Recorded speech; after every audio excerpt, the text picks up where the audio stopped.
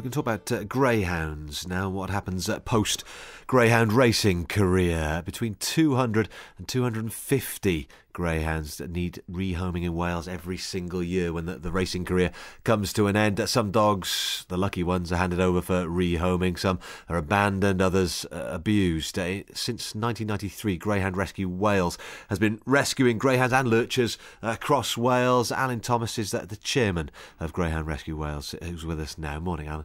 Morning, Steph. As far as I never really thought about what happened to greyhounds post-racing. You look at horse racing and they kind of retire to stud, the luckier ones.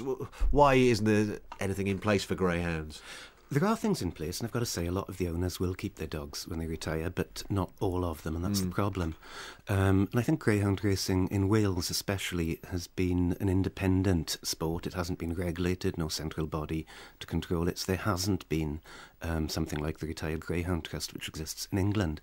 So it was up to charities like ourselves to step in and fill the gap and do something to look after the greyhounds that need help when they retire. And I stress it's not all of them, but there are substantial numbers. So why did you decide to do this in the first place? What was the thought process for you? Oh, it wasn't a thought process. It was finding a dog. It was finding a dog called Fleet. And that was in October 1993. And it was at the bottom of our street. And we just found him, took him in. And it was that dog really that taught us that greyhounds make really good pets, gentle dogs. And then I started making inquiries, finding out where Fleet might have come from. And then I found out that quite a lot of other dogs like Fleet were being abandoned, not just all over Wales, but all over the UK. And there were a few people doing things about it in those days, but not that many. In those days, people thought that greyhounds were racing dogs. They weren't good as pets. They were nasty dogs. You saw them racing with the image that they're muzzled. Yeah. That didn't help. Yeah. But then we found Fleet and we thought, well, hang on a minute, that just doesn't fit. This dog's gentle, this dog's soft, this dog makes a really great pet. And it was after that then we found another one.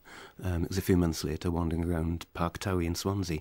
And I guess it was that. We took that dog in. And a few months after that I decided, well, I've got to do something about this. Where do people tend to abandon their dogs? What sort of state was Fleet in when you found him?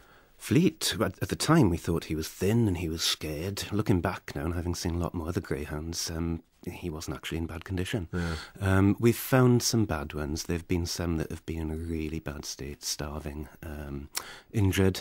Some of them come in injured. So if they've been abandoned, as you can imagine, they're not going to be in good shape. Yeah. Where do they come from in the main? Are most of them ex-race? I'm talking about the greyhound racing because that's where my mind immediately goes when you talk about greyhounds. Are most of them ex-racers?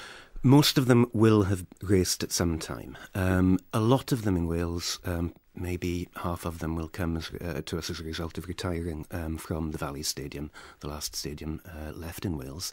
And I've got to say that the owners there are generally very good, especially in recent years. We've got good relationships with them. They hand their dogs over to us. They keep them for as long as they can. And that's great because if they can't keep the dogs themselves, they give us plenty of warning and we take them in. So quite a few come from there. Others then would come from owners who live in Wales but race their dogs perhaps on the big stadiums in England, in the registered sector tracks. And then greyhound racing is in decline, and every now and again a trainer will decide, well, that's it, I'm packing it in.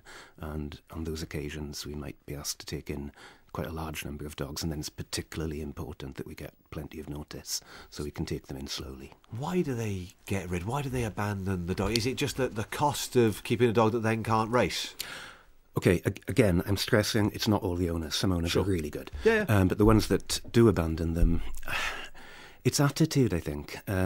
They look on the dog as a functional tool. Yeah. They look on a dog that's something to do with perhaps their own status, something that can earn them money, something that can win races for them, make them look good. And as soon as the dog isn't able to do that anymore, it's, well, I can't be bothered anymore, so what's the most expedient way to get rid of the dog? Yeah. And sadly, in some cases, the most expedient way might be just turn it loose, might be get rid of it another way. Yeah, yeah. I don't want to really dwell on the state of the dogs that you find them in, but how do you guys manage to turn them around from the bad states that you find them in to something which is, rehomable? Yeah. Animals are really resilient, and dogs are really resilient, and they come in sometimes in a terrible state and you think they'll never get better, they'll never trust another human being. But with patience, with love, with care, then it happens. We've got a great team of foster carers who will take their dogs into their own homes, and the ones that really need that special bit of love and attention, then our foster carers will see to them. We've also got a great sanctuary that we use, and people who run that are very good. They pay a lot of attention to the dogs, assess them carefully. Their medical needs are met, but above all then, after their medical needs are met, it's their emotional needs, giving them the stability they need, assessing their temperament, seeing if there's likely to be any issues that we might need to deal with before they're homed. And then we get a good idea of what kind of dog they are. And that means when a family comes to us looking for a particular kind of dog, we can say, okay, yeah, we've got that one, that'll do you. Yeah. So we take great care then to match the dog to the owners. There's a park just around the corner from where I live, and there's a guy who walks a couple of greyhounds around that park. They're probably the nicest. Got a couple of little kids who kind of just go up to the dogs. They're really, really good with kids as well. Is there a misconception about greyhounds? Because you say they've got the muzzles on their face, but that's essentially so that they don't actually get hold of the hair, and their racing career would be over as a result of that. So is there this perception that they're going to have some sort of anger issues? The perception was there. I really hope it's not there anymore with a lot of people. But the racing image, the image of them with the muzzle doesn't do them any favours. But then you get to know a rescued greyhound, a retired greyhound, or a greyhound off the track, and as you say, they're really gentle, they're really good with kids usually. They're not aggressive dogs, they're very laid back. Do you know that people think they need a lot of exercise as well? Yeah. That just isn't the case. Really? Because you'd think, if any kind of athlete in whatever the sport is, you'd think that they'd want to keep going, otherwise they kind of lose their fitness or just become old quickly. Is that not the case with greyhounds? Not at all. What a greyhound needs most is a comfortable settee to lie on, preferably on their back. Then they do need a couple of walks a day, and they need to just have a couple of bursts of high intensity exercise off lead, let them run about, and then after 5 or 10 minutes they've had enough, and then they want to go home. I've tried to take my greyhounds with me running in the past, Yeah. And I go out and they get used to seeing me in the running kit, and they look at me and they go, no way, no, I'm going back in.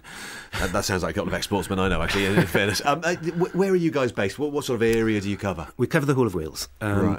We use a sanctuary at the moment in South Wales. We use licensed kennels, but as I say, we have foster carers all over Wales, from Anglesey down to Ebervale. So we have got dogs looking for homes in every part of Wales. So have you got any yourself at the moment? Did you kind of practice what you preach? Oh yeah, I've got one lurcher. That's a Greyhound cross. I was going to say, what is a lurcher? Because I know a lot of people who have lurchers. They talk about their lurchers a lot, but what exactly does that mean? Right, I'm not going to go into the definition of what is a lurcher, otherwise we'll be here all day and we'd argue. But basically a lurcher is a greyhound crossed with another dog. Right.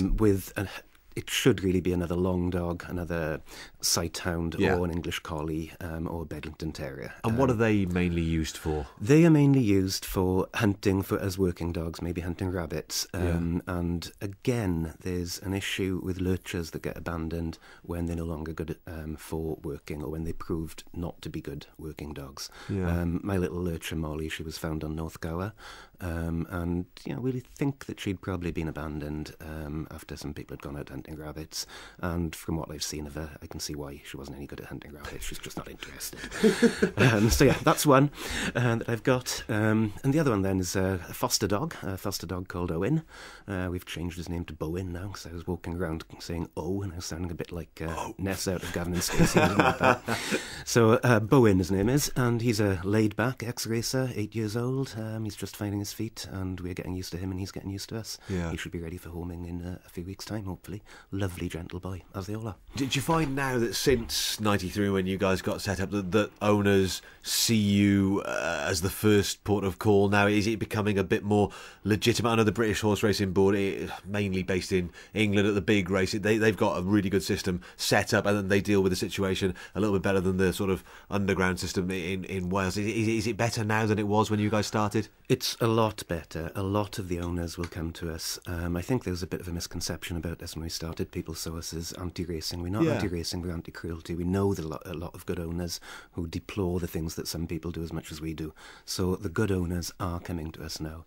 And that's great, because if they come to us and give us time, then we can take their dogs in good time. And how many dogs have you got at the moment? We've always got about 25, 28 waiting for homes in foster care or in kennels. Yeah. So if people want to get in touch with you about looking after one, get in touch. They can come to our website, greyhoundrescuewales.co.uk.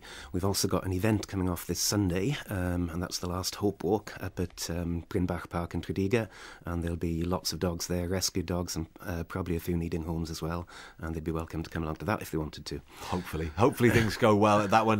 Best of luck with that, and hopefully you get a few rehomed as well. Thanks, I really hope so. Good man.